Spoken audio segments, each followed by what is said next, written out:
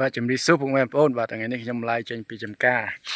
ខ្ញុំចុះមកបាញ់ថ្នាំប្រទាញផ្កាបន្ថែមដោយសារតែ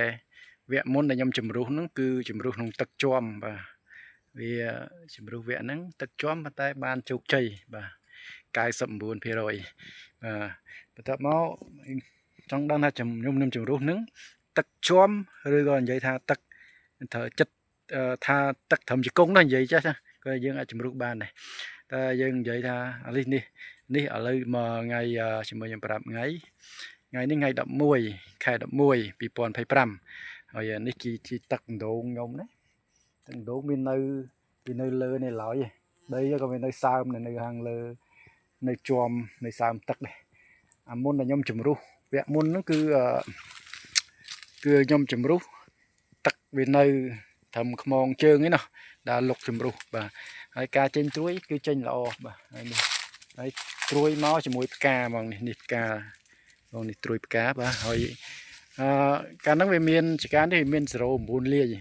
0.9ឆ្នាំហ្នឹងក៏វាអត់ចេញដែរតែយើងបានជំរុះទៅវាចេញតាណាគ្នានេះ0.9បងប្អូននេះ0.9ហើយចេញតងផ្កាមកបាទហើយជា5-10ថ្ងៃនេះ5-10ថ្ងៃទៅ20ថ្ងៃខ្ញុំបានជាង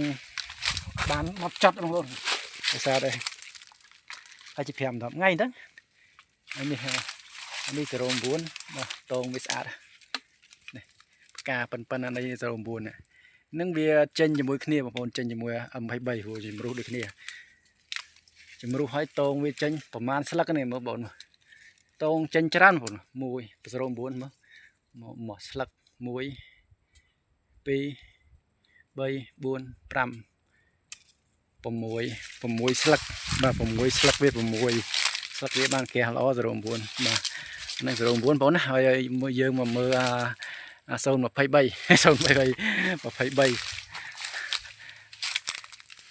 M23 បាទ M23 គឺវានៅនោះការពិតចេញផ្កាដែរតែគ្រាន់តែវានៅលើនោះបងប្អូនចេញដូចគ្នាទេតែគ្រាន់តែវាចេញផ្កា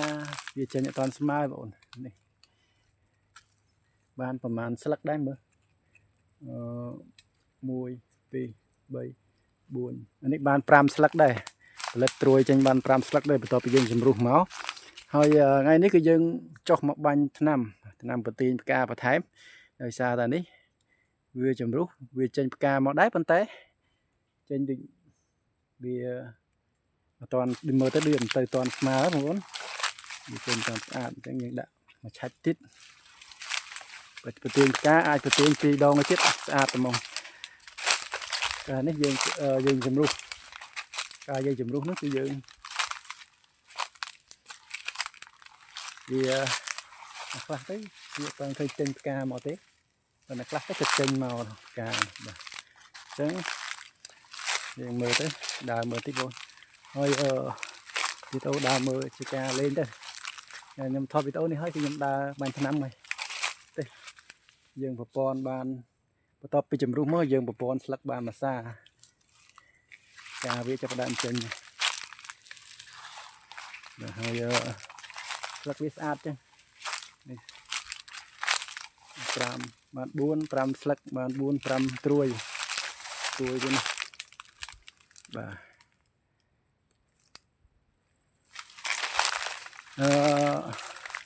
ខែហ្នឹងខែ11ហើយថ្ងៃទី11ដែរមកខែ11ថ្ងៃទី11ដែរបាទអញ្ចឹងបងប្អូនដឹងស្រាប់ហើយព្រោះឆ្នាំនេះភ្លៀងរហូតដល់ចុងដៃនេះភ្លៀងអត់ឈប់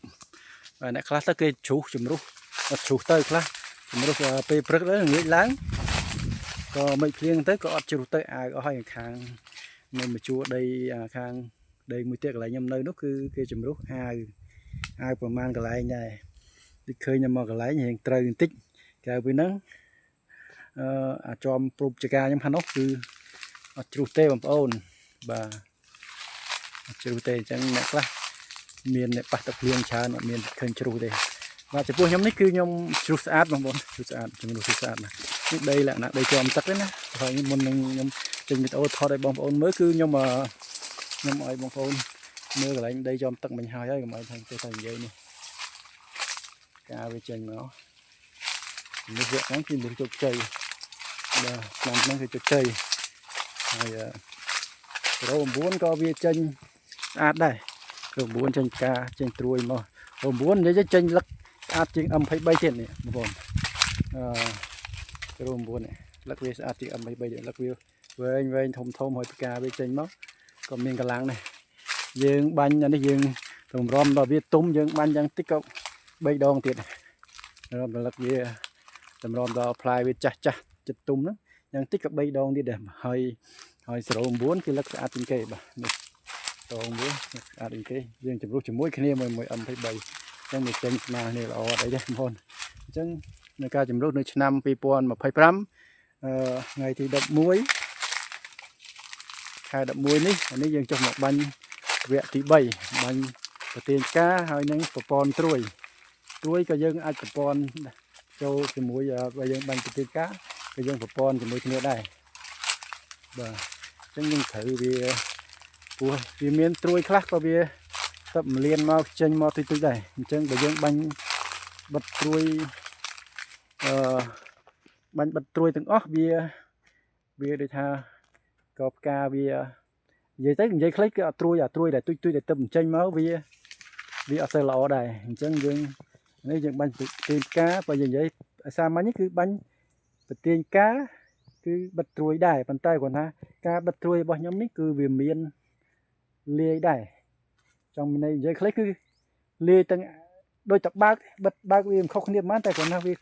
យើងប្រើតិចតួចបាទយើងប្រើថ្នាំតិចតួចបាទនិយាយទៅយើងអាចជំនួយត្រួយដែលតិចតួចចេញមកនៅតែមានចេញពកហ្នឹងបងប្អូនអញ្ចឹងបើយើងដាក់បិទត្រួយភ្លាមវាអត់កើតទេបើខ្ញុំនិយាយពីតរ៉េននេះខ្ញុំនិយាយថាបាញ់បិទត្រួយគឺអត់ឲ្យចេញត្រួយតែនិយាយពីចន្ទទីនេះខ្ញុំអត់បាញ់បិទត្រួយទេខ្ញុំបាញ់ឲ្យជំនួយត្រួយវាតិចបាទឲ្យវានៅតាមដំណើរវាប៉ុន្តែយើងប្រទាញផ្កាតាមធម្មជាតិវាឧទាហរណ៍ថាវាពេលខ្លះគេបាញ់ប្របិទត្រួយត្មងត្រួយនោះវាឆាប់ចាស់ត្រួយតិចតួចទេបងប្អូនត្រួយវាឆាប់ចាស់ប៉ុន្តែកម្លាំងវាអត់សូវមានតែបើសិនជាយើងបាញ់លក្ខណៈកុំបិទត្រួយយើងវាមាន NPK បងប្អូនអញ្ចឹងយើងរកN ណាយើងមានឲ្យវារៀងទៀបជាងពេការឲ្យធំទៅហើយពេកាគឺធំគឺ N វារៀងទៀបតិចឧទាហរណ៍ថាយើងនិយាយអ្នកខ្លះវាប្រើបាញ់10 60 10អញ្ចឹងទៅវាប៉ុណ្្នឹងអញ្ចឹងកម្រិតហ្នឹង10បតវាប្រទាញផ្កាដែរបិទត្រួយដែរប៉ុន្តែតាមនឹងវាទាញផ្កាបិទត្រួយគឺ10ហ្នឹងគឺវាជំនួយទៅលើត្រួយដែរត្រួយតិចតួចបងប្អូនអញ្ចឹងវាបាញ់ទៅវាអត់អីទេតែបើ05234គឺយើងបាញ់ទៅវាអានោះបិទត្រួយទៅមកអត់ឲ្យចេញត្រួយទៀតទេតែត្រួយដែលវាចេញមកទៅមិនចេញគឺវាចាស់ត្រួយតិចតួចចេញមកទៅចាស់វាចាស់ហើយទៅពេលចេញផ្កាវិញអីមកអត់ទៅមានកម្លាំងអញ្ចឹងខ្ញុំអត់បាញ់បិទត្រួយ 100% ទេគឺយើងបើកត្រួយតិចដើម្បីឲ្យវាត្រួយចេញពេលក្រោយទៀតវាល្អបងប្អូនវាល្អអញ្ចឹងវីដេអូប៉ុណ្ណឹងគឺខ្ញុំសូមប្រាប់ពីចន្ទទីប៉ុណ្ណឹងខ្លះបងប្អូនមានចម្ងល់អាចសួរតាម comment YouTube ខ្ញុំបានដែលខ្ញុំប្រាប់តាមហ្នឹងបាទហើយបន្ទាប់នេះខ្ញុំរៀបចំបាញ់ដោយសារថ្ងៃនេះខ្ញុំចុះបាញ់ល្ងាចទេ